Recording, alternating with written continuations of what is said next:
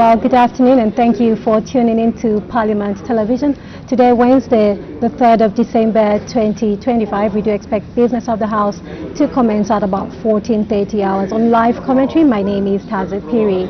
Good afternoon, my name is Joe Akatamamuyonda, and our sign language interpreters, Chola Kaoma and Jason Manda. Joe, we go straight into business that was considered on the floor of the House yesterday, Tuesday, 2nd December 2025. And when business commenced, Madam First Deputy Speaker acquainted the House with the presence in the Speaker's gallery of members of staff from the Parliament of Ghana. Madam First Deputy Speaker, on behalf of the National Assembly of Zambia, warmly welcomed the distinguished guests to the National Assembly. In the second announcement, Madam First Deputy Speaker reminded the House that in 2023, the National Assembly initiated an annual program to recognize and award outstanding members of Parliament, and that the initiative was meant to honor members who had demonstrated exemplary performance in their constituencies in Parliament and in service to the nation at large. Madam First Deputy Speaker further informed the House that the 2015 Parliamentary Awards presentation would be held on Wednesday, 3rd December 2025, alongside the annual general meeting of the Commonwealth Parliamentary Association, CPA Zambia branch. She stated that the annual awards would be presented in 3 categories as follows: the Robinson Nabliato Award for the overall best MP of the year from each province, the Nelly Muti Award for the outstanding woman MP of the year, and the Wesley Nyirenda Award for the outstanding youth MP of the year. The House was informed that honorable members were required to submit nominations in accordance with the following submission requirements. The nomination forms will be distributed to all honorable members. The nomination forms must be clearly completed with the official names of the nominees. Only one member of Parliament may be nominated in each category. She further said that presiding officers, cabinet ministers, provincial ministers, and those holding leadership positions in the National Assembly do not qualify to be nominated but were eligible to participate in nominating other members. She further stated that the completed nomination forms should be submitted to the Chamber Assistants by 18 hours on 2nd December 2025. In that regard, Madam First Deputy Speaker urged members to participate actively in the exercise as it promoted excellence, dedication and accountability in parliamentary service.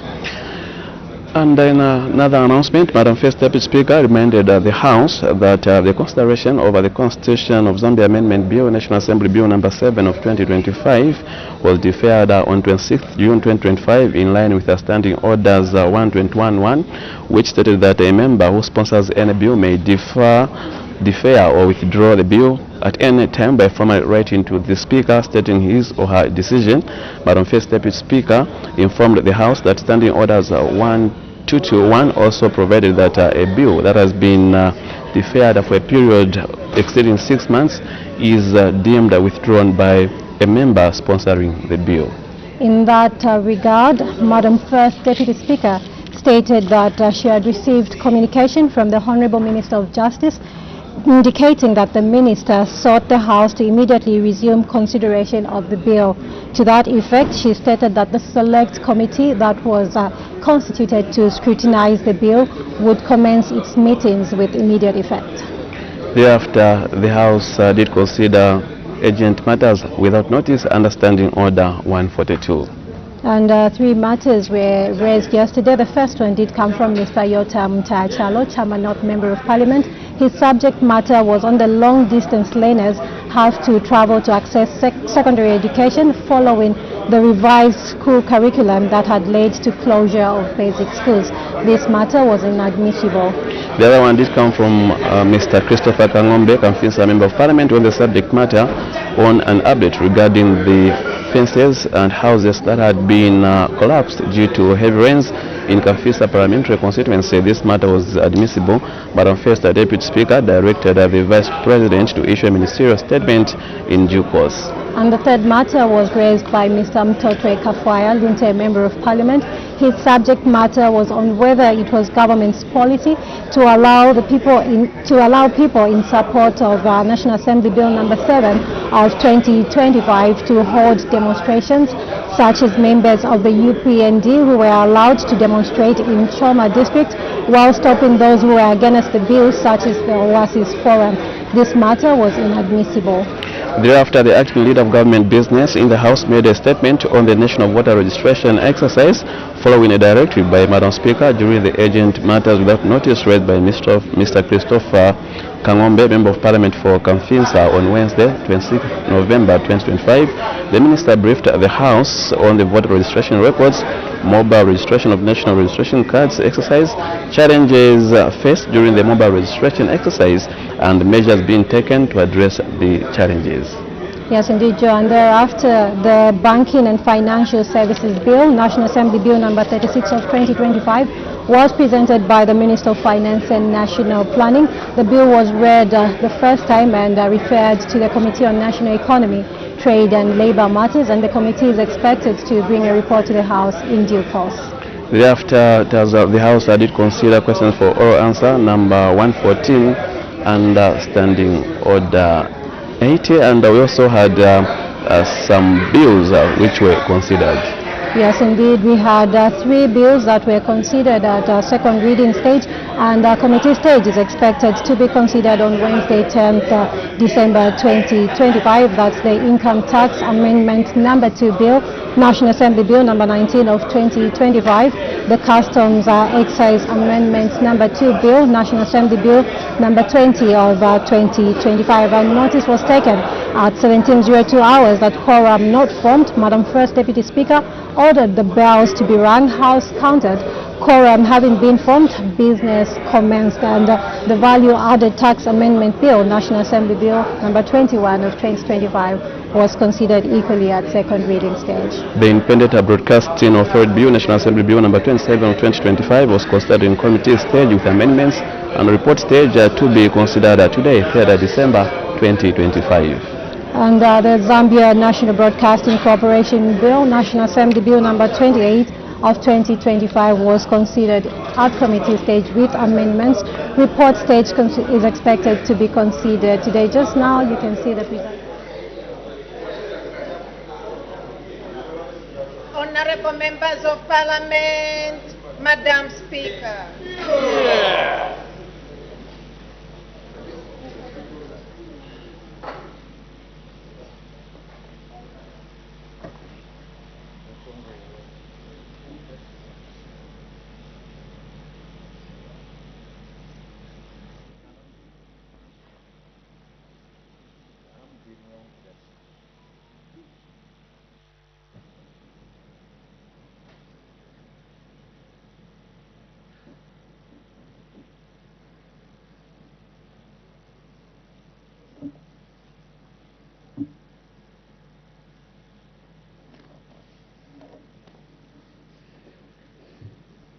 Tendency of Zambia, proud and free, land of work and joy in unity, victors in the struggle for our rights. We want freedom's fight, oh, one, strong and free. Africa is our own motherland, fashioned with and blessed by those who blend. Let us all our people join as one, brothers under the sun. Oh, one, strong and free. One land and one nation is our cry. Dignity and peace in Zambia's sky, like a noble eagle in its flight. Zambia, praise to thee, oh, one, strong and free. Praise be to God, praise be, bless our great Zambia, Zambia, Zambia.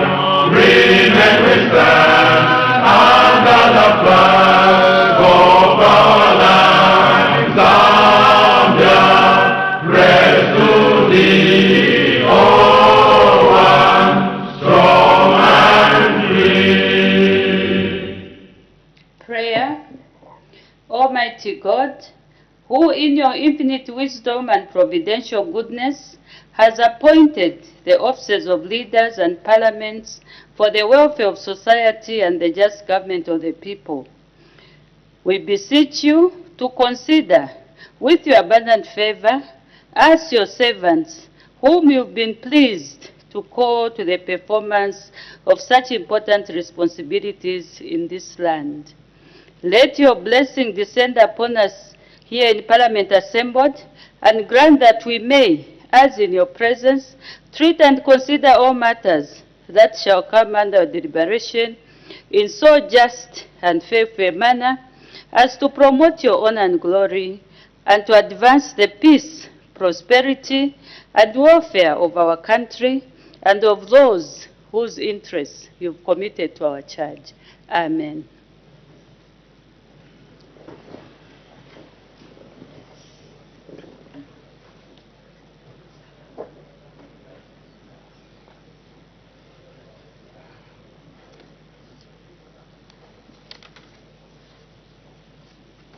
Good afternoon, and thank you for still being with us on Parliament Television. Bells are ringing, which signifies that a quorum has not yet been constituted.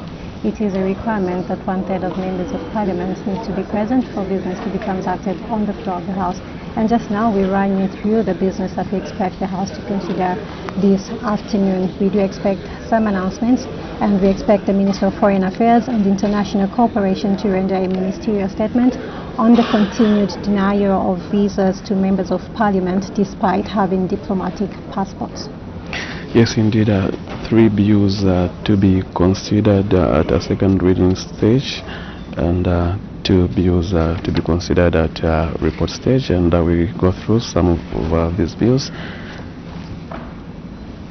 And we also expect the House to resolve into Committee of Supply, that's for the consideration of the estimates of revenue and expenditure. Then we will give you some of the key heads of expenditure that we expect the House to consider. And today, Joe, we do have a notice of subject for debate on the motion of adjournment. This is expected to be done by Mr. Mulenga Fube. Address the existence of political intolerance in the country. We now get to the details of the bills that we expect the House to consider. The Proper Transfer Tax Amendment Bill, National Assembly Bill number 23 of 2025 at second reading stage. The Mobile Man Transaction Levy Amendment Bill, National Assembly Bill number 24 of 2025 second reading stage, and the Betting Levy Bill, National Assembly Bill number 31 2025 also to be considered at second reading stage. And the Independent Broadcasting Authority Bill, National Assembly Bill number 27 of 2025 is expected to be considered at report stage. The Zambia National Broadcasting Corporation Bill, National Assembly Bill number 28 of 2025 is equally expected to be considered at report stage.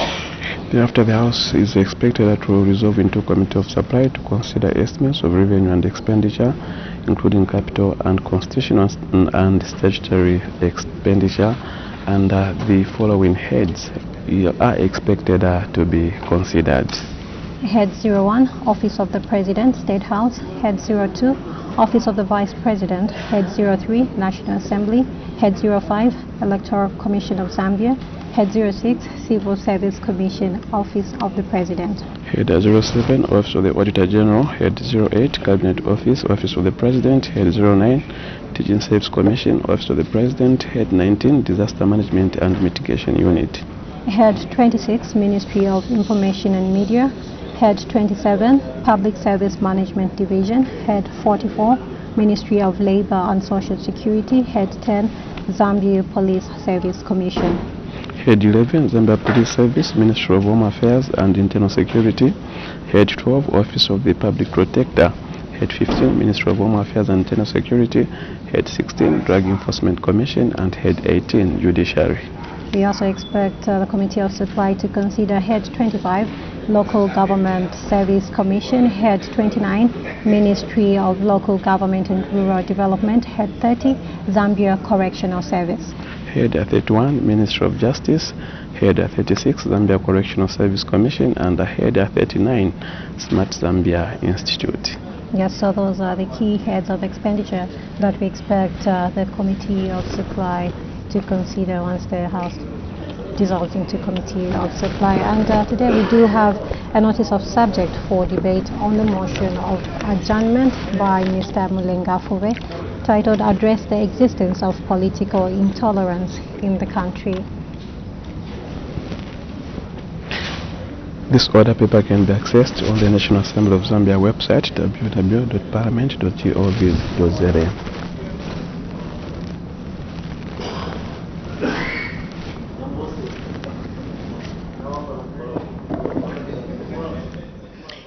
Urgent matters without notice.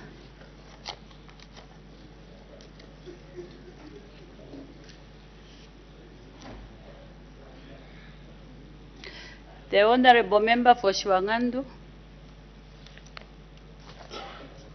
Thank you so much, Madam Speaker. The urgent matter without notice I'm about to raise is directed to the Minister of Justice. Since I can't see her, I can redirect it to the leader of government, acting leader of government business. I thank you, Madam Speaker. You may proceed. Thank you, Madam Speaker. Madam Speaker, the urgent matter without notice I'm raising pertains to the constitutional amendment process. A day or two ago, Madam Speaker, we saw the technical committee which was appointed by the President of the Republic of Zambia present its report, which they came up with, and the draft bill, which draft bill was said to be heading to this institution. Just yesterday, Madam Speaker, the Minister of Justice, before she could share with us what was going to happen to that report and that draft bill which was handed over to the President, notified this August House that she was reactivating the deferred bill number 7, which had been deferred on the floor for the reasons of wider consultations. Madam Speaker, we are at sea as your legislators regarding what is to happen to that report and that draft bill. Now that Bill 7, which was a subject of constitutional legal matter, has been reactivated, what the Minister of Justice has not come to the August House and explain what will happen to both processes that are dealing with the constitutional amendment. We seek your serious guidance on this matter, Madam Speaker. I thank you. Thank you. I would advise the Honorable Member for Shwangandu to come up with an urgent question so that that matter can be attended to, because as far as we are concerned, this is a matter which does not concern loss of property or life or any catastrophe to befall the nation. So the Honorable Member will come up with an urgent question to the Minister of Justice. The Honorable Member for Nyimba. Thank you, Madam Speaker. Madam Speaker, I direct my question to the Minister of Infrastructure. Since he's not in the House, I direct to the acting leader of government business in the House, Madam Speaker. Madam Speaker, God is so mighty that He has blessed us with lanes in the province, especially in Nyimba district.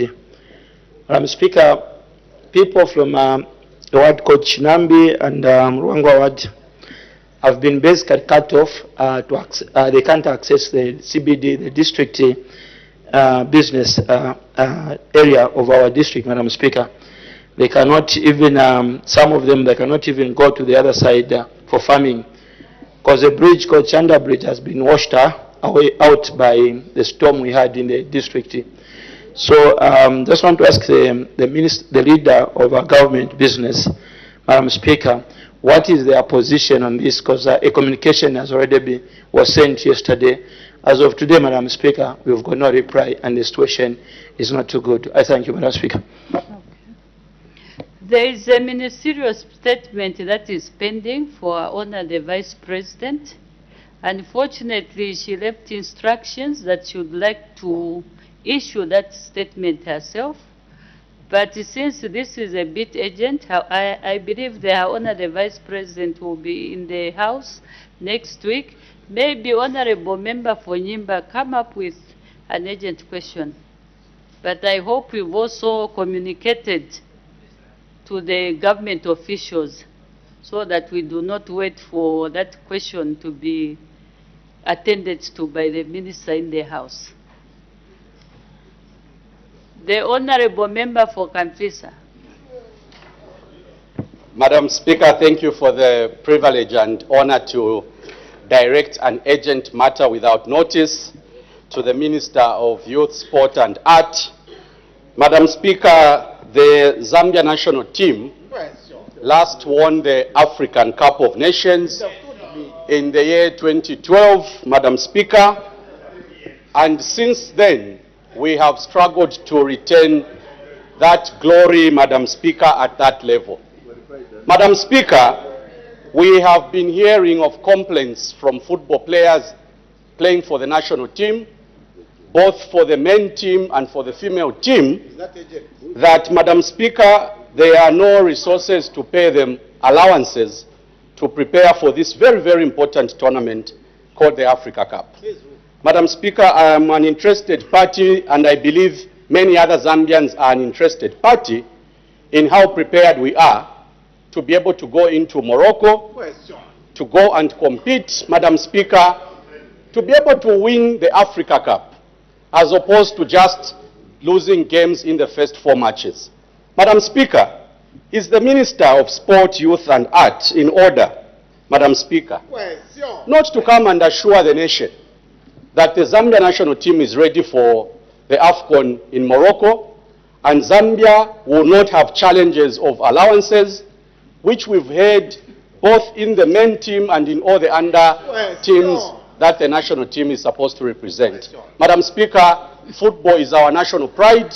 We take pride when the nation is winning important tournaments. Is the minister in order, Madam Speaker, to have players continue complaining every day? We are hearing news items of players not being paid, Madam Speaker. When we allocate money as the Ministry of Youth, Sport and Art, we've allocated enough money to his ministry. Is it in order, Madam Speaker? I thank you.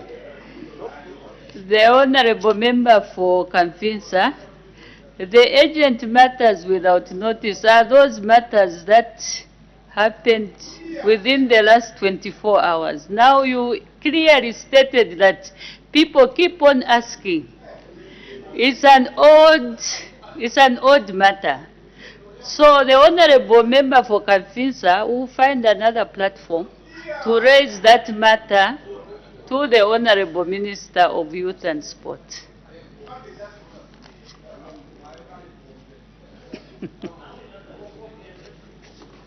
We make progress. I have permitted the Honorable Minister of Foreign Affairs and International Cooperation to present a ministerial statement. The Honorable Minister of Foreign Affairs and International Cooperation.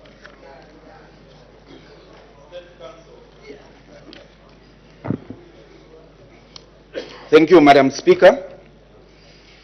Madam Speaker, I'm grateful for the opportunity to deliver this ministerial statement in response to concerns raised on the floor of the House, as well as recent public debate and social media commentary regarding various consular matters between Zambia and our partners from foreign states. Madam Speaker, to start, I wish to address the question on members of Parliament who sought visas for Schengen and Nordic countries. Madam Speaker, to start, the Ministry notes the concerns expressed by honourable members of Parliament, members of the public, and the media regarding the alleged rejection or delay in the issuance of visas for members of parliament. In the interest of transparency and to preserve cordial bilateral relations, it is necessary to provide a factual and comprehensive update on the matter, which I now do. A. Diplomatic passports and eligibility. Madam Speaker, diplomatic passports in Zambia are issued pursuant to Part 3 of Sections 5 to 7 of the Passports Act number 28 of 2016 and Cabinet Office Minute CO.4/1/1 of 10th May 2000. Section 7.2 provides that a diplomatic passport may be issued 1. To a Zambian diplomat accredited to a foreign country and their spouse, and 2, any other person as the minister may prescribe. Madam Speaker, the integrity and credibility of Zambian diplomatic passports remains beyond reproach and continues to enjoy full recognition and acceptance across all international jurisdictions. These passports, Madam Speaker, reflect the sovereign authority of the Republic of Zambia and serve as a testament to the country's adherence to established diplomatic protocols and international norms. B. Visa application procedures. Visa issuance falls within the sovereign prerogative of each foreign state. Suffice to inform the House that the Ministry has successfully facilitated many Schengen visa applications for members of parliament, government officials, and indeed members of the general public alike. In the case of the current matters under consideration, it was an isolated incident and delays arose due to late submission of applications which fell short of the minimum processing time frame required by Schengen visa regulations. Madam Speaker, although members of parliament hold diplomatic passports, Schengen visa regulations stipulate that only ministers or persons of equivalent rank and above qualify for fast-track processing. This category, that is, honorable members of parliament, currently does not include, I'll read that again, Madam Speaker. The category of fast-track processing currently does not include members of parliament. Members of parliament are therefore required to submit applications at least 10 to 15 days before the intended travel dates to accommodate administrative processing, including courier dispatch of passports to Nairobi for certain Schengen states or to Pretoria for the United Kingdom. C. Specific cases. Roman 1. The Geneva-bound visa application for honorable members to attend the World Health Organization's 7th Montreal Collective Global Forum from 1st to 4th December 2025 was submitted late and could not be processed within the necessary time frame. Roman 2. Visa applications to Switzerland are submitted through the Swedish Embassy, which contracts VFS Global to manage applications on its behalf. Applicants complete forms, pay requisite fees, and undergo biometric enrollment at VFS, and the applications are then forwarded to the Swedish Embassy in Nairobi for processing. Standard processing is 10 to 15 working days, with a fast-track option of 3 days, reserved for delegations led by ministers and or above. In the case of the Honorable Member for Bwana Mkubwa and delegation, the request for visa issuance came within 5 working days and therefore could not be accommodated, as it did not meet the fast-track criteria. Roman 3. Similarly, the 18-member delegation applications were not submitted to the German embassy, as the request for a note verbal was only made 5 days before the intended travel, making timely issuance impossible, particularly as the German embassy required recommendations stroke approval from Berlin owing to the size of the delegation. The embassy was, however, willing to grant 5 members of the delegation clearance on an exceptional basis, but this was not taken up as it was not found appropriate by the delegation itself. 3. Status of Zambia-Germany relations.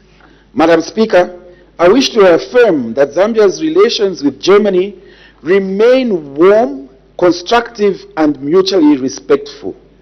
Cooperation spans from governance, renewable energy, trade, skills development, and health.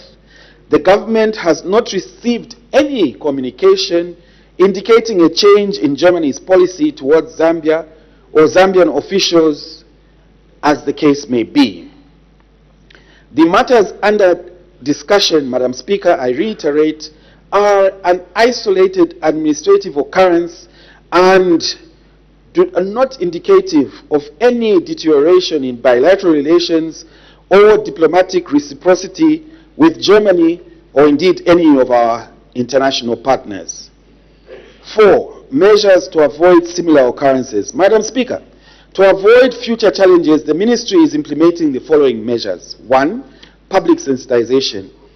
The Ministry is informing applicants about visa processing requirements for different jurisdictions.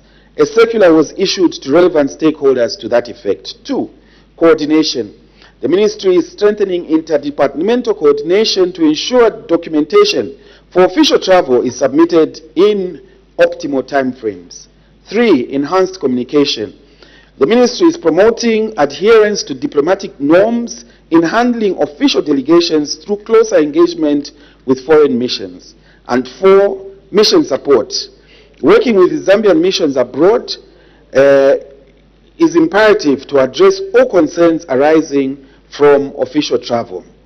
The government remains committed to protecting the dignity of this house, upholding Zambia's foreign interests, and ensuring that diplomatic passports are respected globally.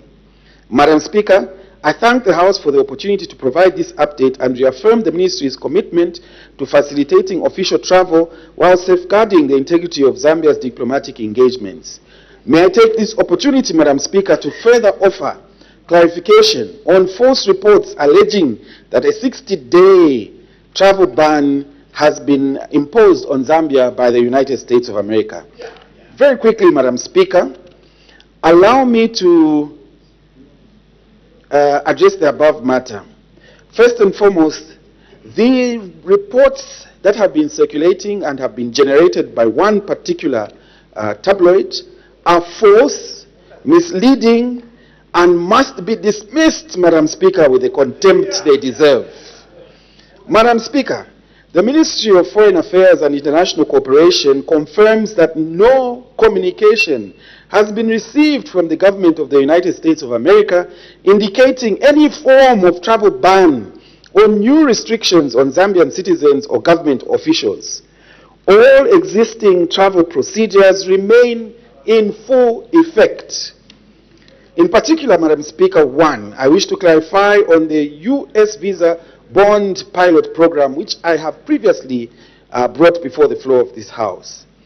For the benefit of the House and the public, the following clarification is provided.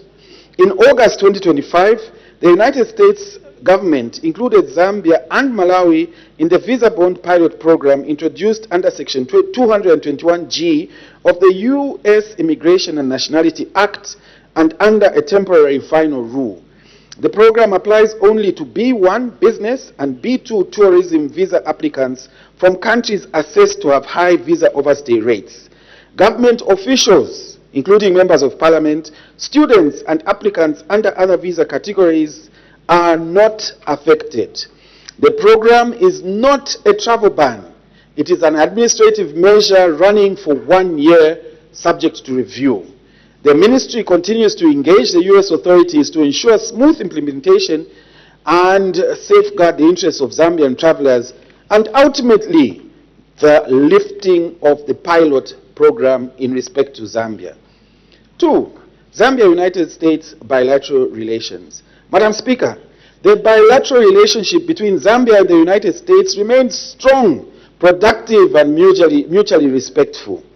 His Excellency President Hakainde Hichilema recently held a constructive discussion with U.S. Secretary of State, the Honorable Marco Rubio, reaffirming cooperation in health, agriculture, governance, mining, investment, and other areas of mutual interest. We have continued to engage the U.S. State Department, including our own Ambassador Gonzalez, who is resident here, on various areas of partnership and our continued friendship with the United States of America. These engagements confirm that relations between the two countries continue to take a positive and collaborative trajectory. Madam Speaker, I wish at this point to appeal to the public and the media. The Ministry urges the media and the public and members of the public to, 1, verify information before circulating it. 2nd, rely on official government communication channels for updates on immigration and international travel and any matters to do with our international relations. To refrain from sharing unverified reports that may cause unnecessary alarm and undermine our diplomatic relations. To refrain, Madam Speaker, at the request of the honorable members of the House, I'll repeat the last item. The members of the public are urged to refrain from sharing unverified reports that may cause unnecessary alarm and undermine our diplomatic relations with our foreign partners. In conclusion, Madam Speaker, and in closing, I wish to reassure this House and the nation that the Ministry is actively addressing matters relating to its to the international relations of our beloved Zambia.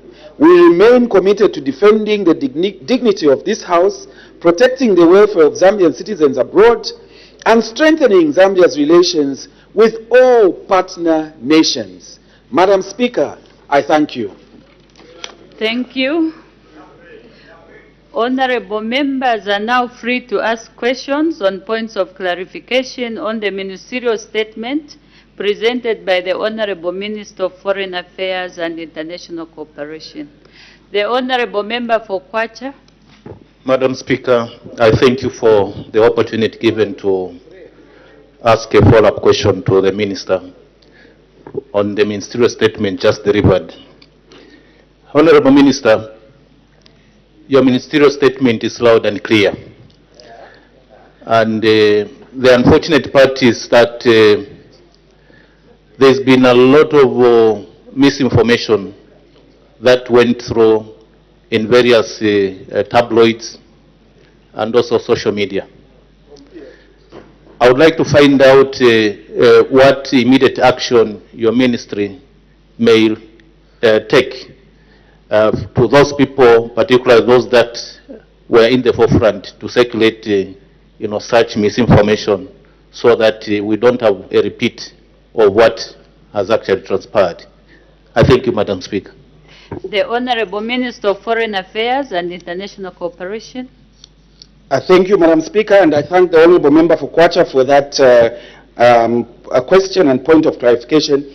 Madam Speaker, in terms of immediate action that the Ministry of Foreign Affairs and International Cooperation is taking to curtail these unfortunate and somewhat malicious public circulation of false information, is to use platforms such as this particular opportunity to issue a ministerial statement, and through this August House to update the people of Zambia on the correct processes, procedures, and the correct position regarding our diplomatic relations. But I would also like to take the opportunity, Madam Speaker, to urge the honorable members of this House, being the key apex leaders in our communities to take information, correct information to the general public, to their constituents, so that we avoid this deliberate attempt to paint the foreign relations of this country as having fallen below standard. I thank you, Madam Speaker. And we'll continue sensitizing as a ministry. Thank you, Madam Speaker.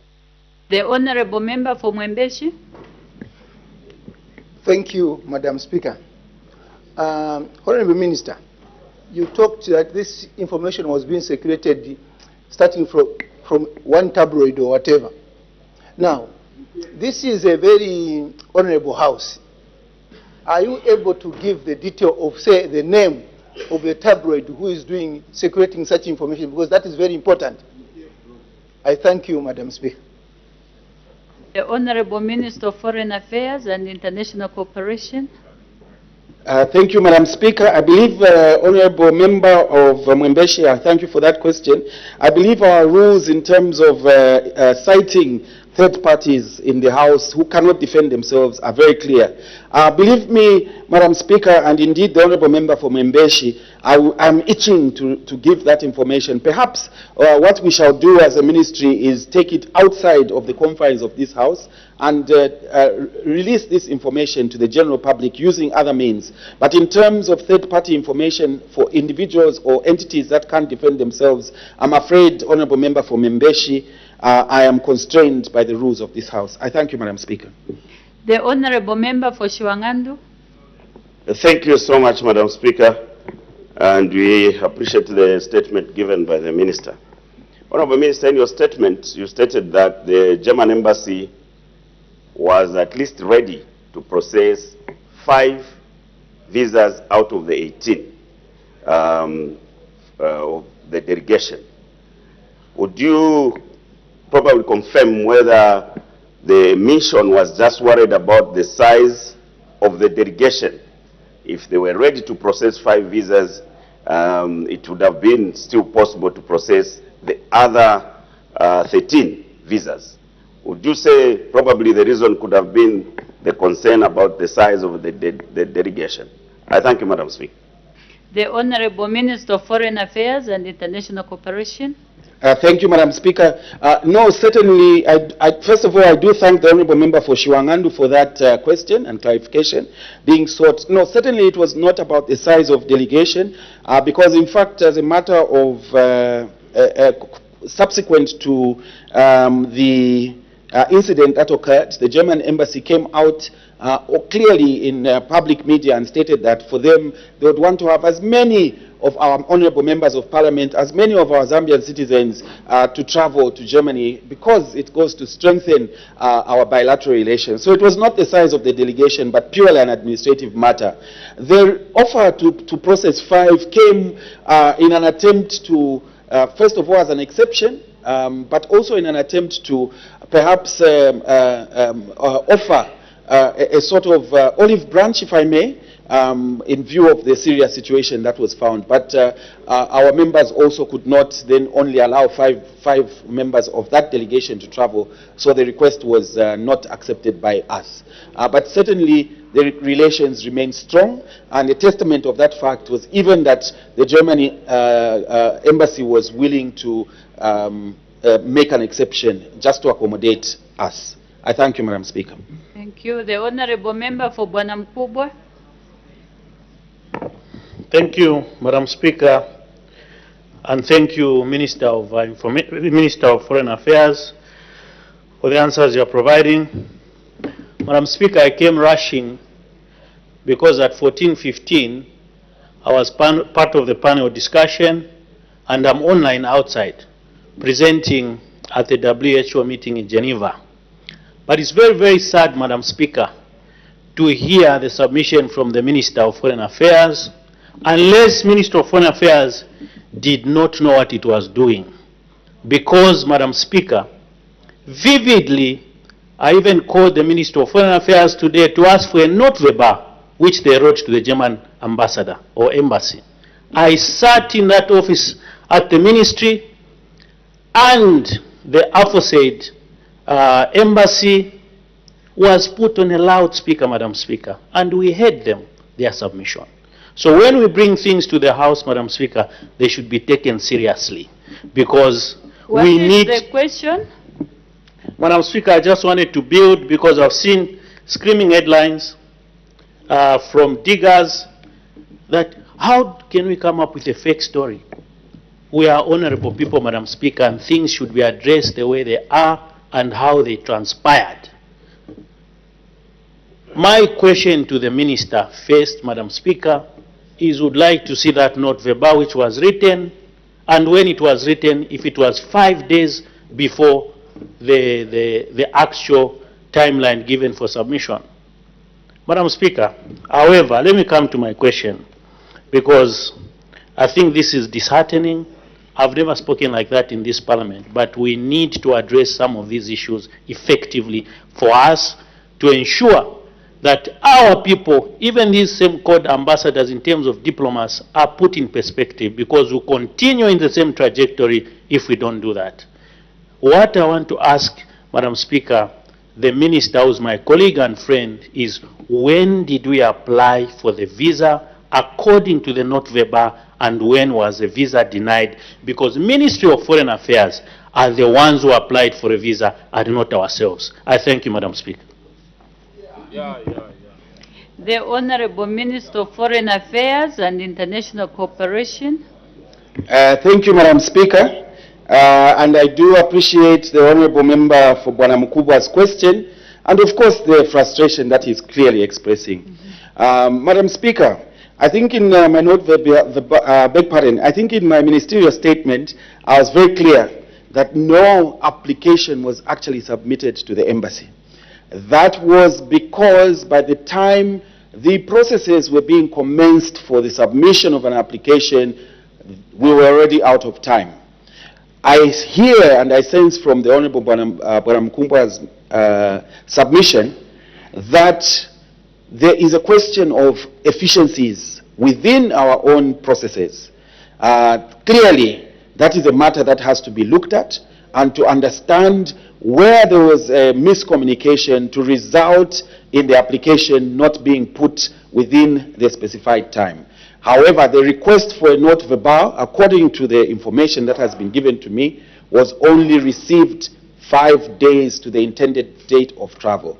So in those circumstances, an administrative decision was made that the application would not be viable, and therefore it was not submitted. I hope that helps for the Honourable Member to understand what happened and to clarify the situation. Suffice to say that we as a ministry are putting service. In fact, we did launch a service charter not too long ago in which certain standards are to be observed. So therefore, I invite the Honourable Member for Bwana Mkubwa to visit my office with further information so that the necessary disciplinary and corrective action can be taken in the event of a lapse amongst our own staff on either the ministry side or as the case may be. I thank you, Madam Speaker.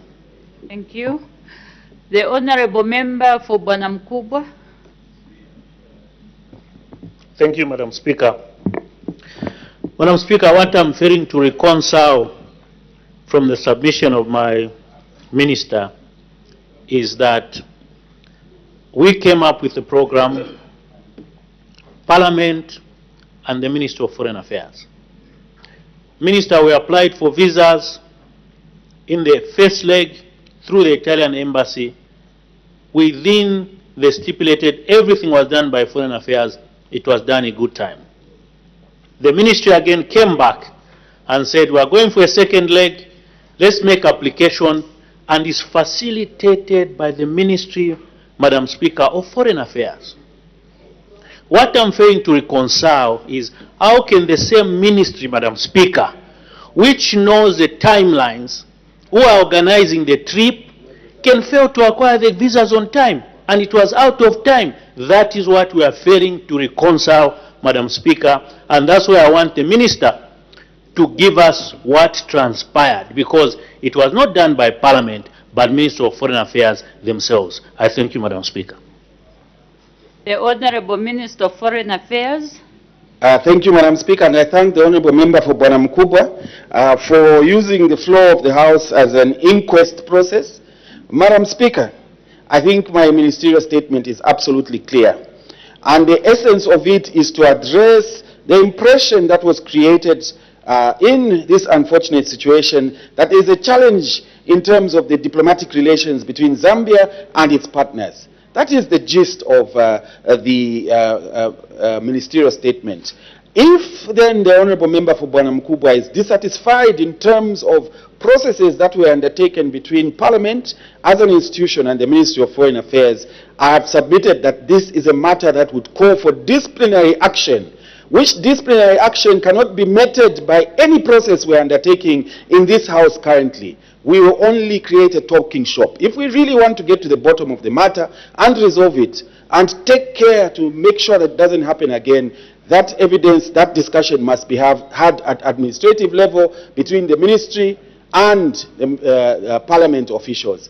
I'll end there, Madam Speaker. I think that is sufficiently clear. The Honorable Member for Kanyama.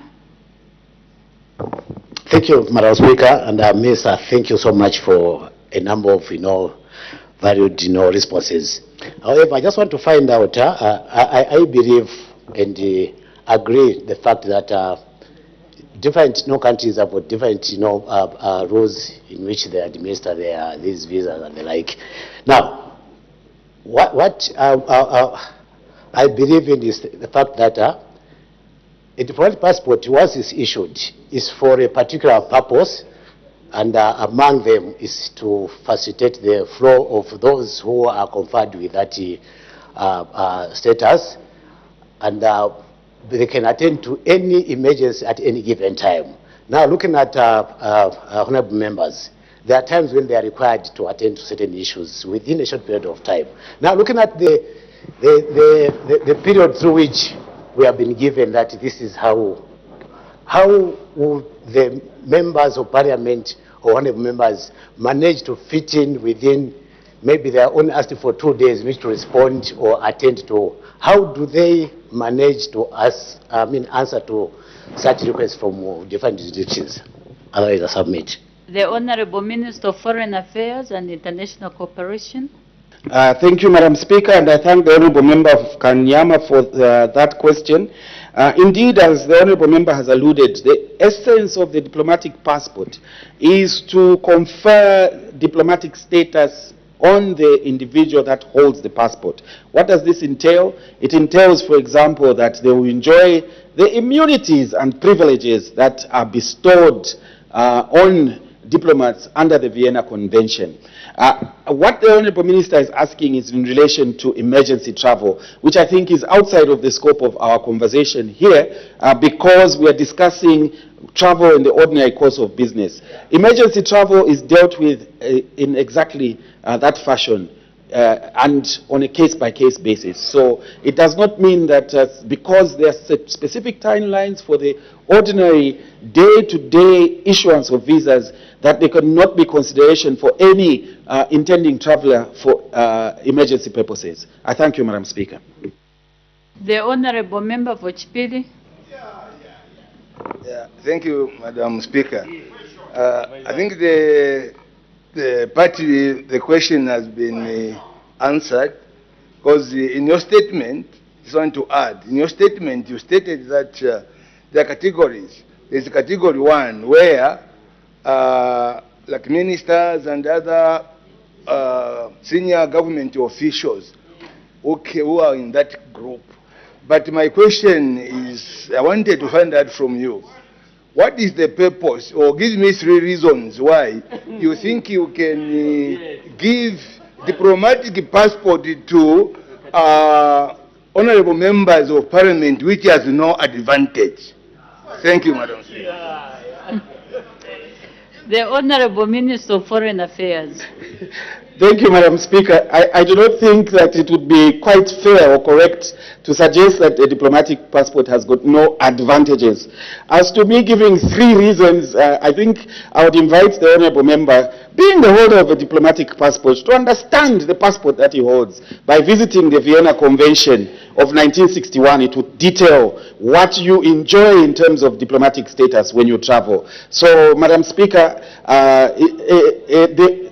the position I would give is that the Vienna Convention has got all the answers that you would want in terms of the benefits of a diplomatic passport. I thank you, Madam Speaker. The Honorable Member for Luwasenshi. Thank you, Madam Speaker. Honorable Minister, I followed you when you are providing answers. And in your response, you mentioned issue of USA. My question, Honorable Minister, is concerning the notice that USA or your ministry do issue when you are doing your official visit to USA. There is this part, Madam Speaker, if you are not a government official and you are intending to visit USA, you are subjected for B1 and B2, which I'm sure the Honorable Minister is conversant with. And for B1, you have to pay $10,000. Then B2, you have to pay $15,000 US. And this is in form of a bond where some people are very difficult to get this money. And now my question to you, Honorable Minister, what measures are you putting in place to ensure that you raise any burden? Because raising $10,000 for somebody to travel, excluding air tickets, very few people can afford. And some, they want maybe to visit their relatives. Some, they have to do some businesses because we are living in a global village. What measures are you putting in place to ensure that this burden can be listened? I submit. The Honorable Minister of Foreign Affairs and International Cooperation. Thank you, Madam Speaker. And I thank the Honorable Member for that very important question, the Honorable Member for Luwasenshi. Madam Speaker, the measures that are being put in place, the Honorable Member for Luwasenshi will recall that when I returned from the UN General Assembly, I did issue a ministerial statement, and that question that the Honorable Member is raising now was addressed, which is that amongst the engagements that were had on the sidelines of UNGA 80 was a Washington, D.C., where we had engagements with our counterparts from the United States of America and a meeting with colleagues from the State Department, and these engagements continue at the very highest level. Amongst the engagements, as is noted in my ministerial statement, we had recently a conversation between the President of the Republic of Zambia, Mr. Hakainde Hichilema, and the Secretary of State for the United States of America, Mr. Marco Rubio, where matters relating to our relationship were discussed, including, as it were, this issue of the visa bonds that apply not when you're going to visit your relatives, by the way, but for B1, B2, which you have quite correctly stated, relate to business and business tourism. I thank you, Madam Speaker. The last member, the Honorable Member for Ron.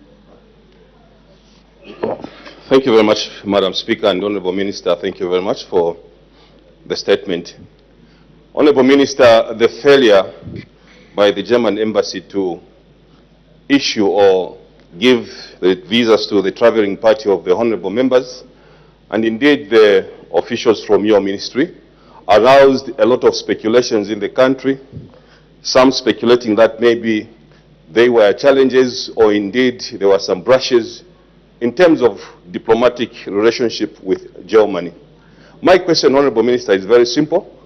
I want you to tell the nation and indeed the House, if at all there has been such an occurrence before. I thank you, Mr. Speaker. The Honorable Minister of Foreign Affairs and International Cooperation. Thank you, Madam Speaker. Madam Speaker, I thank the Honourable Member for Ron for that question. I do believe that there have been instances when challenges with issuance of visas, not only in relation to Schengen states, but across the globe have arisen, even for us, Honourable Members of Parliament. I specifically recall that myself as Minister of Justice did have to forego one trip because of these administrative challenges.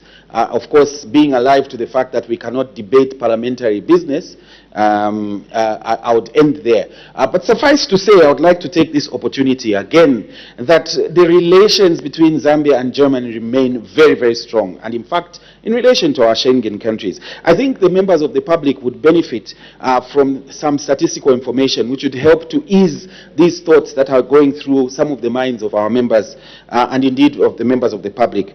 Madam Speaker, the use of third-party visa processing is not unique to Zambia. We have many African countries, actually 70% of processing is done through third-party issuance. In Malawi, the process is done through Nairobi for Schengen visas via the Swedish embassy in Nairobi, and the time period is 10 to 15 days plus courier time. Rwanda also, Schengen visas are processed through either Nairobi or Dar es Salaam and only expedited for ministers and above. That is the fast-track process. Uganda, Tanzania, and Burundi process their Schengen visa requests through Nairobi, and passports need to be couriered as well. Botswana and Namibia process via Pretoria. Lesotho and Eswatini, the Schengen visas are also processed via Pretoria with a courier system to Zambia. Outside of the African continent, Madam Speaker, Cambodia requires to process its Schengen visas through Bangkok, and the time period is the same. Laos is equal to Cambodia, it processes through Bangkok. Nepal processes through New Delhi in India. Mongolia processes through Beijing, and the Maldives process through Sri Lanka. Madam Speaker, therefore, it is clearly shown that each sovereign country decides how it issues its visas. Zambia is no exception, and that cannot be a basis to then say that there could be a challenge with our bilateral relations. And we must adhere to those timeframes as much as possible, obviously, except where there is an emergency or some other exception that we would like to put in place. I thank you, Madam Speaker. Thank you. The clerk will now read the orders of the day. The Property Transfer Tax Amendment Bill, National Assembly Bill number 23 of 2025, second reading. The Honorable Minister of Finance and National Planning.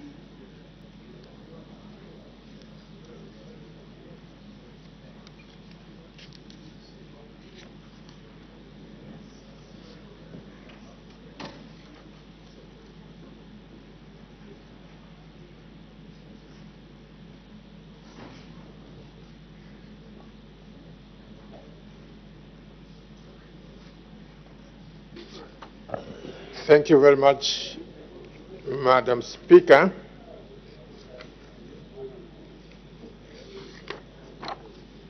Madam Speaker, I beg to move that the bill be now read a second time. The question is that the bill be now read a second time. Any debate? The Honorable Minister of Finance and National Planning.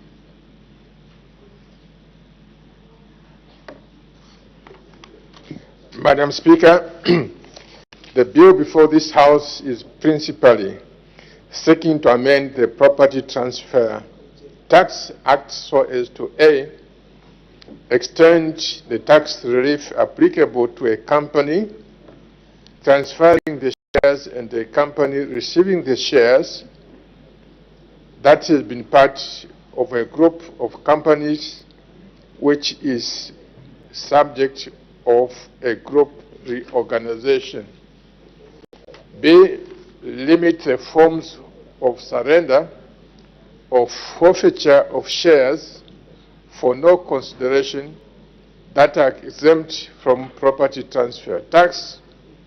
And C, provide for matters connected with or incidental to the foregoing.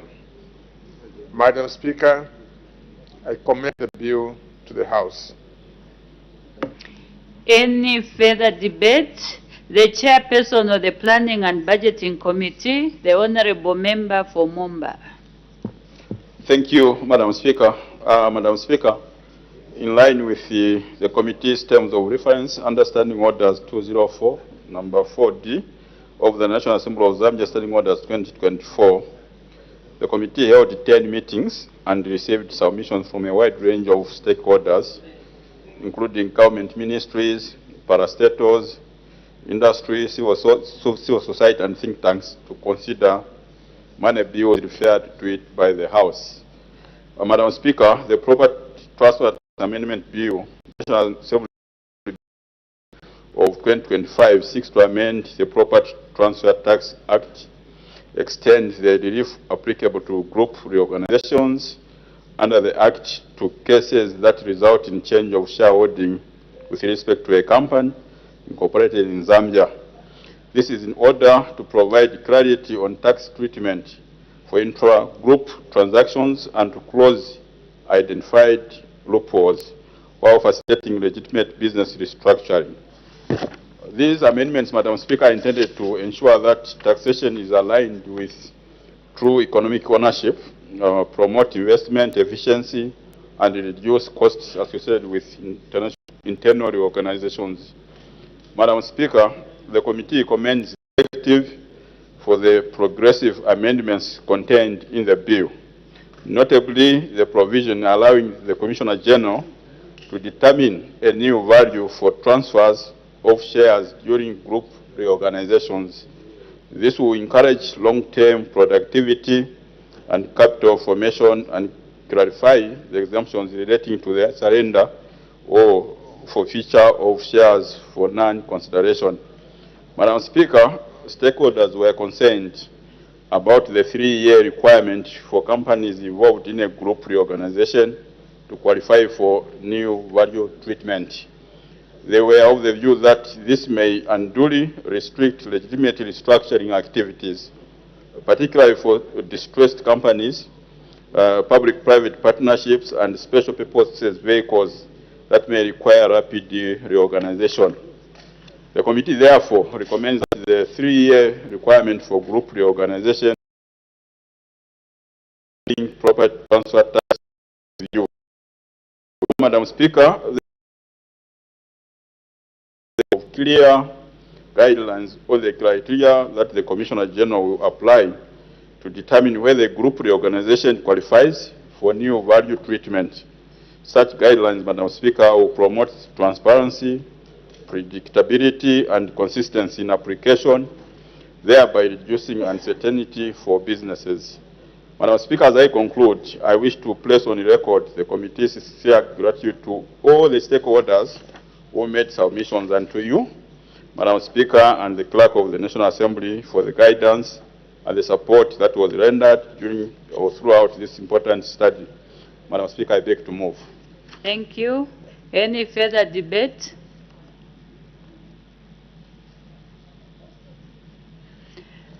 I see none. The Honorable Minister of Finance and National Planning, wind-up debate. Madam Speaker, I wish to thank the Planning and Budgeting Committee and the House for supporting the bill. I also wish to take note of the observations made by the committee as well as the issues they've raised. I wish to indicate that the 3-year requirement is an anti-avoidance safeguard against short-term restructuring designed purely to avoid tax. This safeguard is important in protecting fiscal integrity.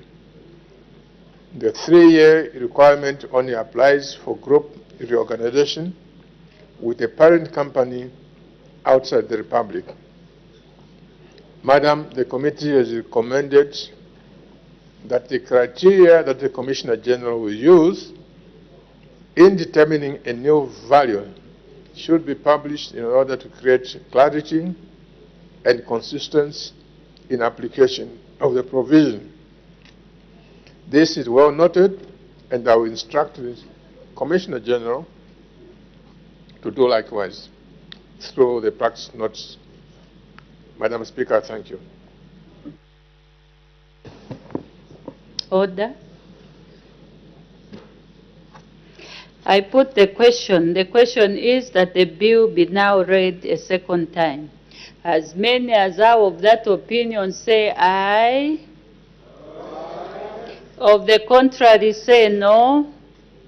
The ayes have it. The question is resolved in the affirmative. Let the bill be read a second time. The Property Transfer Tax Amendment Bill, National Assembly Bill number 23 of 2025. Committee stage to be taken when? Wednesday, 10th December 2025. Committee stage to be taken on Wednesday, 10th December 2025. Next order. The Mobile Money Transaction Levy Amendment Bill, National Assembly Bill number 24 of 2025, second reading. The Honorable Minister of Finance and National Planning.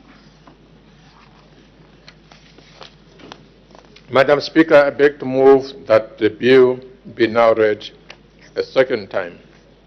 The question is that the bill be now read a second time. Any debate? The Honorable Minister of Finance and National Planning.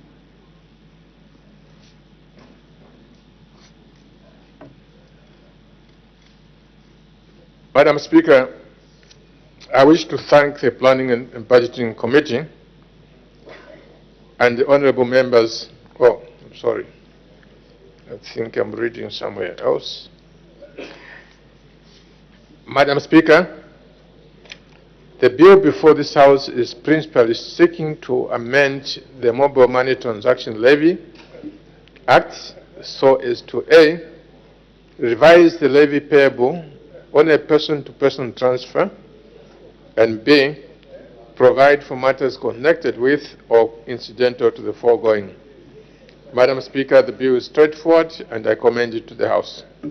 Thank you. Any further debate? The chairperson of the Planning and Budgeting Committee, the Honorable Member for Momba constituency. Thank you, Madam Speaker. Madam Speaker, in line with its terms of reference, Understanding Order 204, number 4 of the National Assembly Standing Orders 2024, the committee held 10 meetings to scrutinize the Mobile Money Transactions Levy Amendment Bill. In doing so, the committee interacted with various stakeholders from government ministries, the financial sector, regulatory institutions, professional bodies, civil society organizations, mobile money operators. Madam Speaker, this bill seeks to revise the levy payable on person-to-person mobile transfers and to strengthen the administrative framework for its implementation.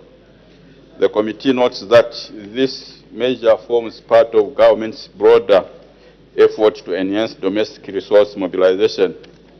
Madam Speaker, stakeholders who appeared before the committee held mixed views on the proposed measures in the bill. While some supported the measures as a necessary step towards widening the tax base, others raised concerns about the possibility of inhibiting financial inclusion, raising transaction costs, and discouraging the use of digital financial services. Madam Speaker, having carefully considered these submissions, the committee has highlighted a number of its key observations and recommendations. Madam Speaker, the committee observes that the bill proposes to expand the scope of person-to-person transfers to include transactions made to oneself. While this amendment closes existing loopholes and ensures greater fairness in digital taxation, it also raises a broader policy issue. The committee is concerned about the rapid escalation of the mobile money transaction levy over the years. The levy was introduced as a minimal charge in 2023, but it has seen an increase annually by margins exceeding 100%. Madam Speaker, the committee wishes to caution the executive that such frequent and substantial increases pose a great risk to the use of digital payment systems. The sharp increase also inhibits innovation and undermines the national financial inclusion agenda. The committee, therefore, Madam Speaker, recommends that the executive must consider adopting a more predictable, gradual, and evidence-based approach to taxation in the mobile money sector. It is the view of the committee that future adjustments must reflect industry maturity, affordability, and the need to promote the growth of the digital financial services. Madam Speaker, the committee also observes that the revised levy schedule is intended to generate an estimated amount of 540 million kwacha as additional revenue. While the committee supports the objective of enhancing domestic resource mobilization, It expresses concern on the need to protect low-income and vulnerable users who rely heavily on mobile money transactions for their daily economic activities. Madam Speaker, the committee observes that these excessive increases across all slabs could disproportionately impact women, youth, smallholder farmers, and the small and medium enterprises who form most of the users of digital financial services. Such increases may encourage users to revert back to cash-based systems, undermine transaction formalization, and reduce the very revenues the measure seeks to mobilize. Madam Speaker, the committee is of the view that the executive must explore other options by creating a more calibrated and equitably levy structure to avoid this effect. In conclusion, I wish to state that the committee recognizes the importance of strengthening domestic resource mobilization. However, it emphasizes that fiscal measures must be carefully calibrated so that they do not stifle digital financial inclusion, discourage mobile money usage, or impede the growth of the digital economy. Subject to the executive addressing the concerns raised in this report, Madam Speaker, the committee supports the bill. Madam Speaker, I wish to express the committee's sincere gratitude to all the stakeholders who made submissions and to you, and the Clerk of the National Assembly for your guidance and support throughout the deliberations.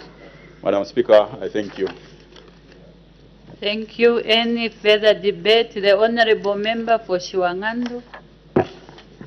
Thank you so much, Madam Speaker, for allowing me to make a few comments in support of the recommendations ably made by the chairperson from the Planning and Budgeting Committee.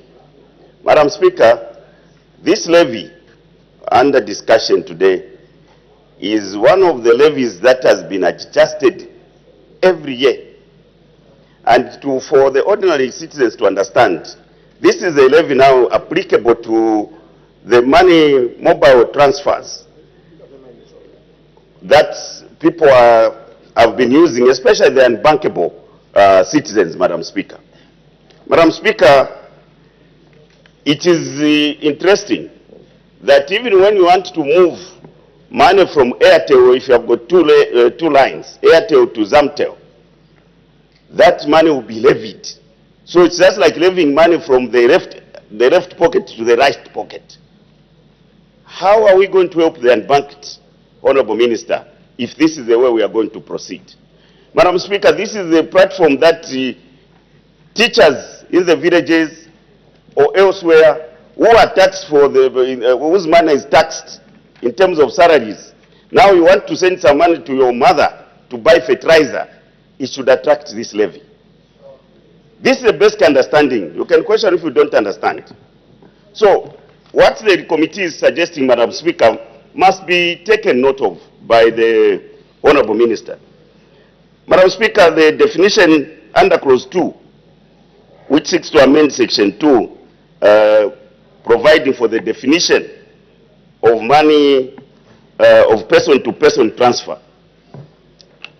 This is on assumption that you are sending to someone else all the time.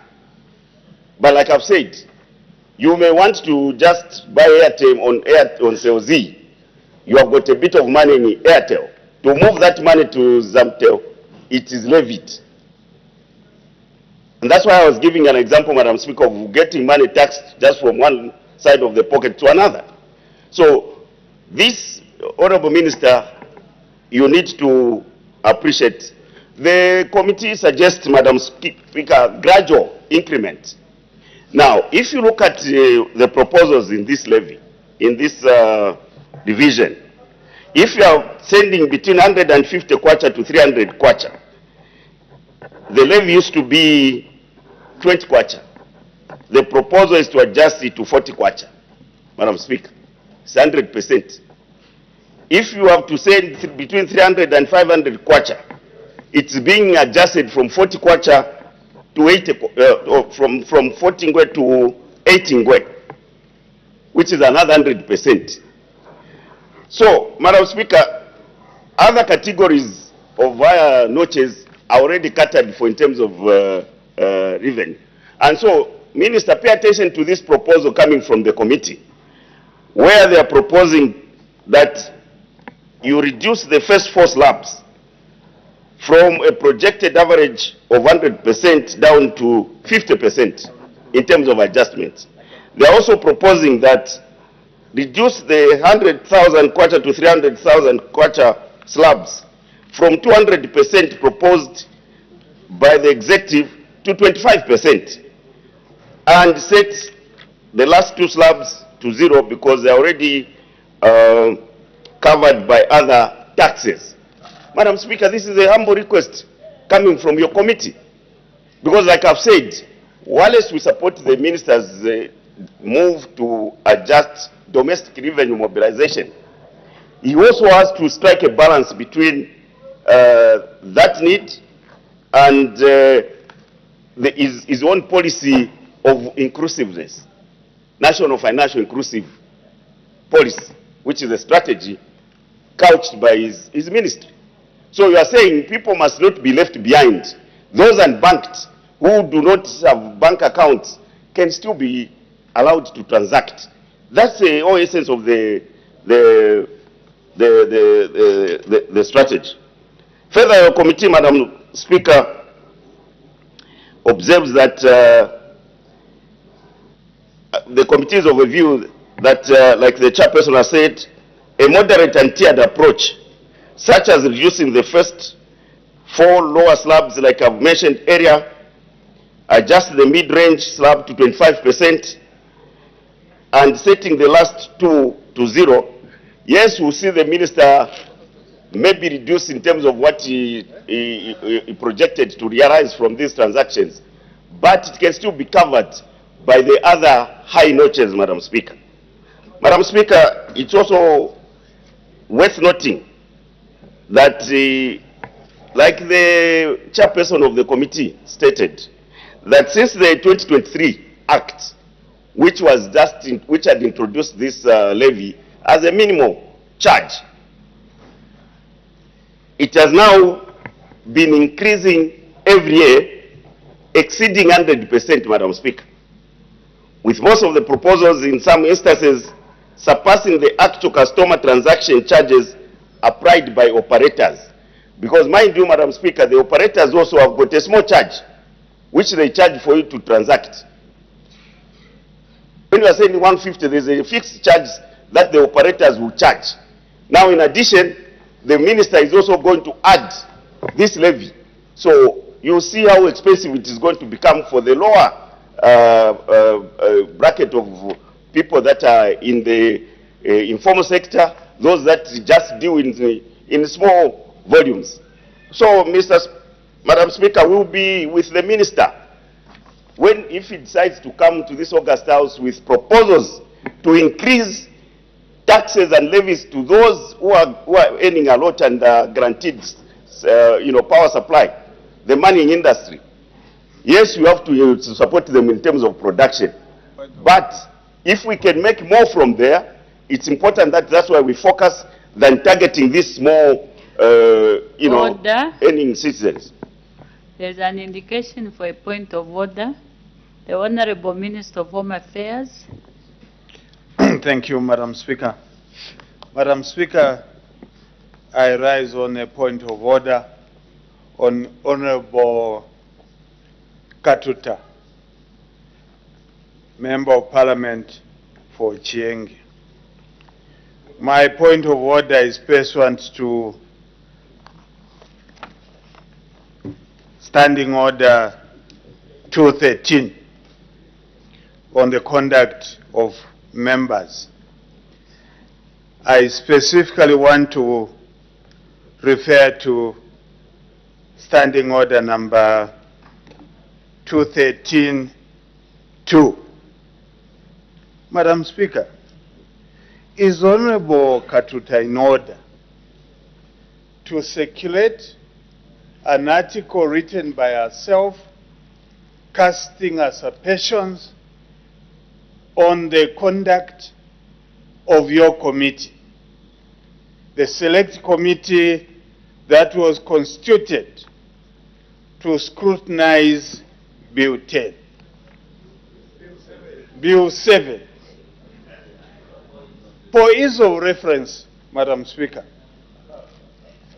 Honorable Katuta writes on her Facebook page, these are the members of Parliament who have been selected by the Speaker to scrutinize in the infamous Bill 7. Looking at the composition of this select committee, I can only tell Zambians to pray harder for God's divine mercy. She names Honorable Garin Kombo Mazabuka, Honorable Siveso Mwandi Sefulo, Brian Kambita, Emmanuel Banda, Swangire Mwamba, Honorable Anakoka, Jacqueline Sabao, Stanley Kakubo, Honorable Newton Samakai, Simon Banda, Wamunyima Imanga, Meshek Nyambose, Elias Daka, Davis Mungandu, and George Kandafula. Is she in order, Madam Speaker, to say that these members are dishonorable, they cannot be trusted unless God intervenes and God gives them a certain direction so that they can reason? Is she in order to cast aspersions on all these honorable members of Parliament you have given the honor on behalf of this August House to scrutinize Bill 7? Is she in order, Madam Speaker?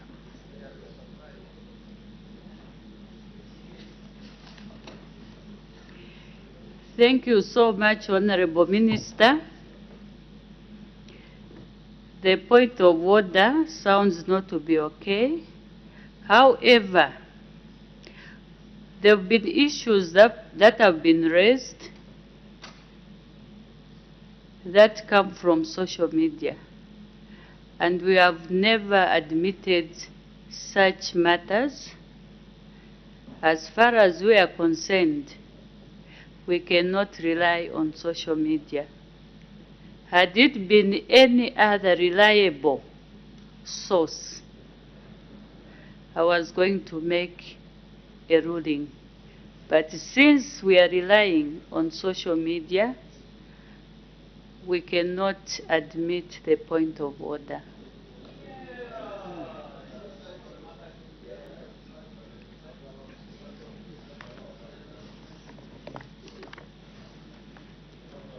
The honorable member who was debating may continue. Thank you, Madam Speaker. Before I was disturbed by the honorable minister, I was just about to conclude. Continue, honorable member for Shiwangandu. You were not disturbed. Points of order are allowed. We just have to accommodate them. Madam Speaker, in conclusion, I know that the minister wants to realize more than 500 million out of this venture, but I will just end with a quote from your report, Madam Speaker, that the committee urges the executive to avoid imposing excessive increases that may inhibit the growth of the digital financial ecosystem, discourage innovation, or undermine ongoing financial inclusion efforts. A stable and well-sequenced tax regime could enable operators plan effectively, which will help them contribute to a long-term revenue generation without compromising sector expansion.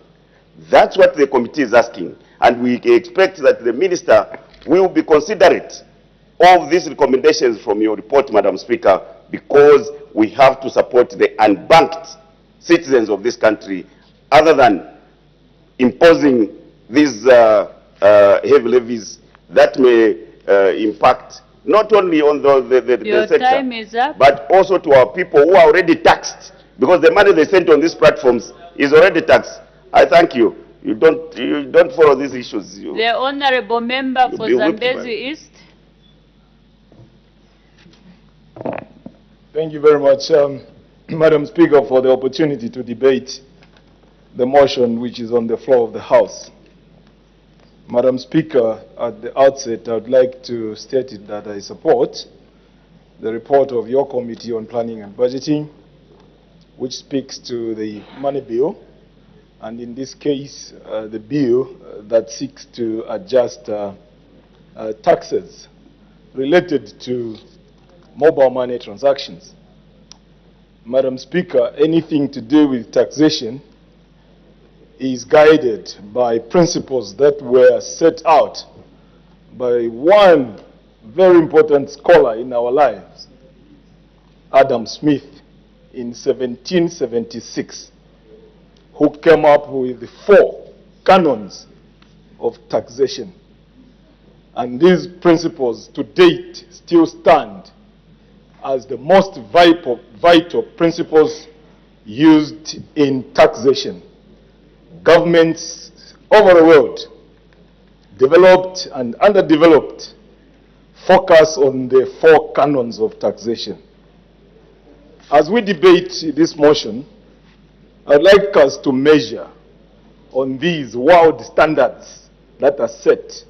Probably you are misleading people out there as though the Minister of Finance just came up with some dreamt measures to disadvantage citizens. But I'm speaking from a well-informed point of view. And I'm on terra firma that the Minister of Finance has actually looked for the best avenue to widen the tax base. Year in, year out, the opposition have been crying out loud here, requesting government to broaden the tax base, without them giving solutions of how the tax base can be broadened. This is one of the avenues of broadening the tax base. And when you broaden the tax base on the premise of the 4 canons of taxation. Order, honorable member. There's an indication for a point of order. The honorable member for Shiwangand, what is your point of order? Madam Speaker, I rise on the point of order pursuant to Standing Order 71. Madam Speaker, we have got a report on the floor from your own committee, which has been informing our debate. The honorable member who has opted to lecture to us the genesis of taxing is now insinuating that here we have been crying to the minister to broaden the tax base, and I know that the minister is adequate enough to respond to this report we are speaking to. Is the honorable member who is on the floor in order to make insinuations. I don't know if he has had sight of this report from your Committee on Planning and Budgeting, which we have been speaking to start making insinuations which are not contained in this report and give us lectures of the genesis of taxing.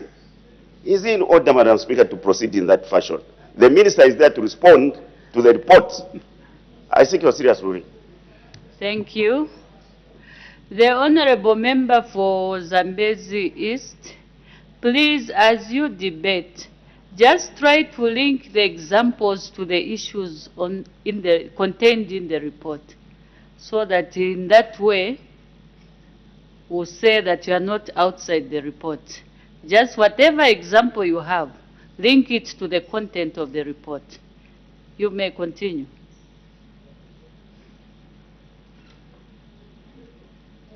Madam Speaker, the problem here is the wavelength of my debate.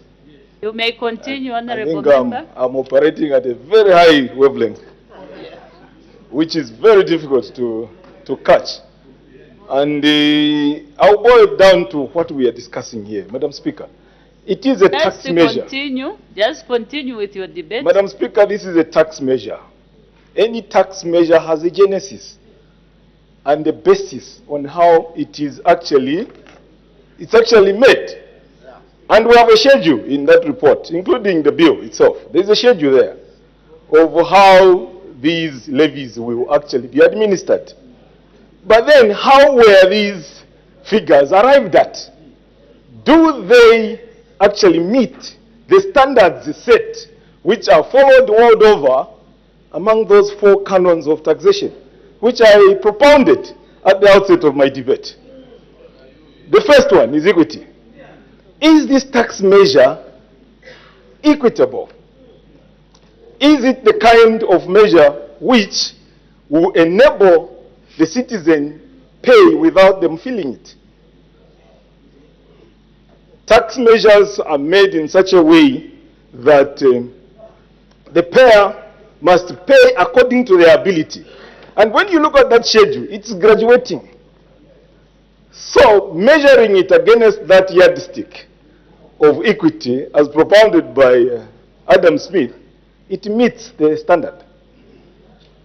Talking about certainty, because it has been given clearly, if you are transferring this much up to this much, this is the amount which you would pay as a levy. It is certain, it is not ambiguous. Therefore, we cannot cry. And this is the second canon of taxation that I'm talking about. The third one is convenience. Is it convenient? It doesn't bother anyone, because as long as you transact, the levy is levied on you and you are paid. It's very convenient. Members of this august house. The fourth canon is economy. How expensive is it for the minister to collect this tax? It is so cheap because transactions are happening there, while this money is being collected by the mobile money dealer, and it will be transmitted as taxation.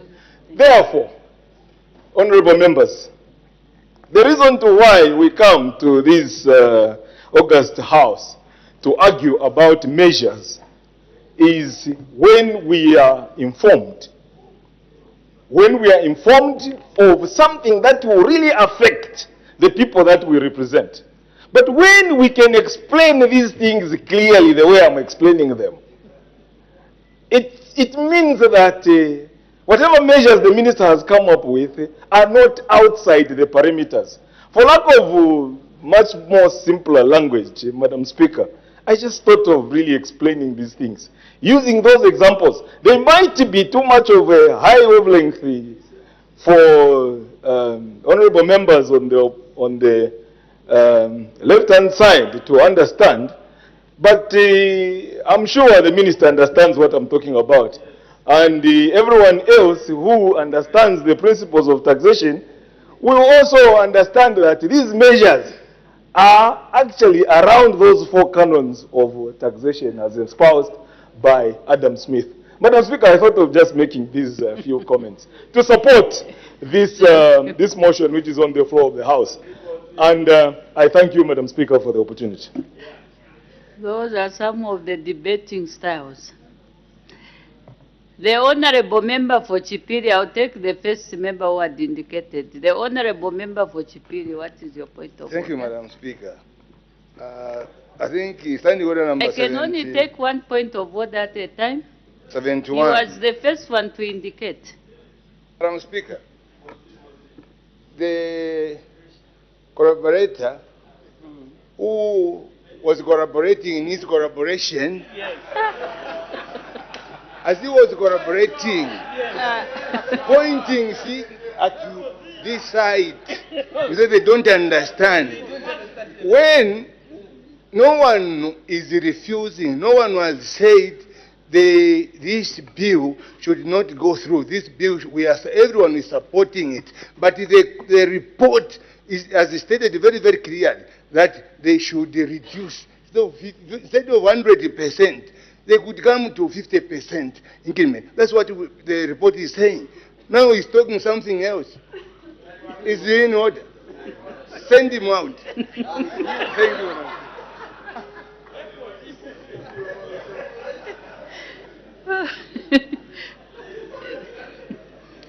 Thank you so much, Honorable Member for Chipiri. That point of order is not even cited, and I couldn't even get it. Your point of order is not admissible. Thank you. The Honorable Member Pompika, do you want to debate? Because I've seen the name on, off, on, off, on, off. Are you ready to debate or you are still Very doubting much ready, yourself? Madam Speaker. Thank you so much, Madam Speaker, for this opportunity for me to add the voice of the people of Mpika on this very important subject. If I don't do, Madam Speaker, I will be doing a service to the people that elected me to come and represent them. All of them, Madam Speaker, they depend on the mobile money transactions to transfer their money to other users across the networks. This is the more reason why, Madam Speaker, I have to add their voice to this very important subject. Madam Speaker, the intention of this bill, and let me put it on record, that even when in 2024 it was being enacted, I stood here objecting to the enactment of such a law, taking into account that on this platform, that's where the poor people who cannot take their money to the bank are, and introducing taxes on this platform would be very unfair on our poor people. Even today, Madam Speaker, I take a similar stance in the best interest of consistency. Madam Speaker, at a time when these measures are being undertaken in the name of a domestic resource mobilization, like the previous speaker said, mining companies from which we need to collect a lot of resources are enjoying some sort of tax incentives. Not only that, Madam Speaker, reports by credible international organizations such as the Amnesty International, to be specific, its report for 2023 cited glaring tax evasion on the mines, amounting to $4.5 billion US. I would expect the Minister of Finance to come with a bill to this House of the People to seek that we enact a law that will stiffen punishment on corporate tax evasion. And I would also expect the minister to do everything possible and every strategy in the book to come up with measures that will seal up the loopholes where this corporate tax evasion is taking place. We are here discussing mobile money transaction levy collection in the name of domestic revenue mobilization. Madam Speaker, if I were the Minister of Finance today, under this UPND government, I would not even think of coming up with such a bill in a country where foreigners are looting our resources illegally so, including in Mpika, Madam Speaker. Foreigners have camped in a bush, mining gold, and they are taking it out. Madam Speaker, this report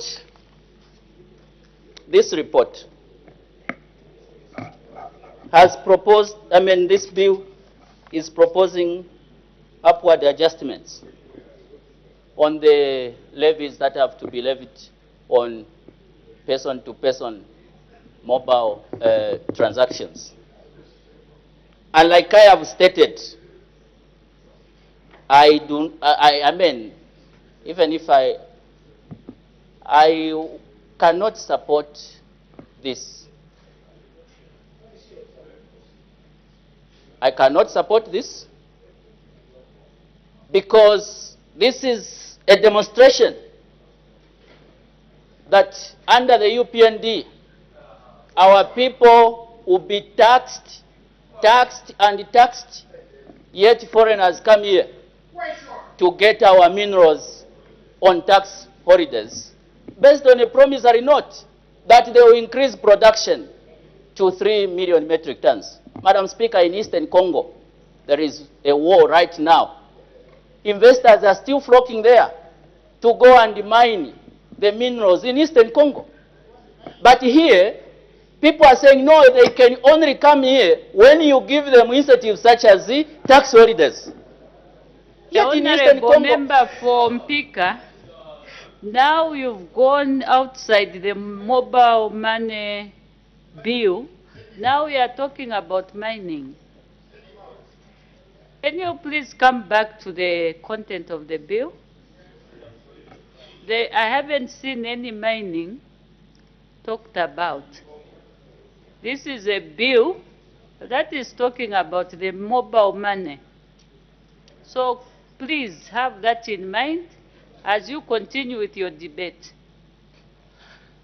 Thank you so much, Madam Speaker. Madam Speaker, it's, I'm talking about how best the minister can alternatively mobilize resources locally instead of depending on mobile money transaction levies. Madam Speaker, I'm doing this in the best interest of the poor people in our country, the best interest of the youths, Madam Speaker, who are unemployed but depend on these platforms for them to transact. This is the more reason why, Madam Speaker, I was trying to give you an example of Eastern Congo, where mining is still taking place despite there is a war which is existing right now. Here, Madam Speaker, investors have to be given all manner of good incentives, including tax holidays. Yet our people are being taxed not only on these platforms, they are being taxed everywhere, Madam Speaker. Madam Speaker, as I conclude, I want to appeal to the UPND government that please seal up the loopholes of tax evasion from the mining sector. Even when you have sojilite, which was confiscated in Mansa, the Honorable Member from Pika, I think I had guided. You are bringing in so much of mining. Please, just concentrate on the bill. We are looking at the mobile money transaction bill. Very straightforward. If we are talking about mining, maybe you can bring any example about mining. Can you conclude with issues to do with the mobile money so that your people will get you? Just conclude. The Honorable Member of Parliament for Shangombo we should know that we are doing this because there is need for domestic revenue mobilization. And that can be best done when we abolish the tax holidays that mining companies enjoy. We need the money, and that's where the money should come from. Honorable Minister of Finance, please, we beg of you, this won't take our country anywhere. I thank you, Madam Speaker. Thank you. The Honorable Minister of Finance and National Planning wind up debate. Thank you very much, Madam Speaker. Madam Speaker, when this budget was presented, this House applauded the fact that for the first time in many years, most of the revenues were being generated domestically at 84%. And this is the way it should be, because our development must be financed by ourselves. 84% domestic revenue means that we, the citizens of this country, have to pay the taxes. That's what it means. And the good thing, Madam Speaker, is that unlike in the past, when taxes are paid today, the Honorable Member for Mukushi North, you've just come and you are disturbing the proceedings of the House. Kindly leave the House for today. Leave the House today. Don't even log in. There's nothing that you've done. Please, just leave the House. The Honorable Minister of Finance, you may continue. Thank you, Madam. Madam Speaker, I was saying that in this government, when taxes are paid, this money goes back to the taxpayers. Because when taxes are paid, children, including those of the very poorest children, are financed to go to school. When taxes are paid, medicine is available in hospitals. When taxes are paid, classrooms are being constructed in the rural areas. So this money that we are collecting from the Zambians goes back to the Zambians to bring them development. It's not being stolen, as was the case in the past. Madam Speaker, let me say that the charge that the increase in the levy has been excessive. I would suspect that it comes about because of misunderstanding, because Honorable Foshawangando, he was Honorable Kapyongo, yes. He started off by saying that the fee of sending 150 to 300, the charge rises from 20 kwacha to 40 kwacha. No, it is not from 20 kwacha to 40 ngwe. It's from 20 ngwe to 40 ngwe. I'm correcting you because your message went out, which is misleading the people, and therefore it is important that I correct you. The charge from 150, if you are sending from 150 to 300 kwacha, the charge you pay is not 20 kwacha.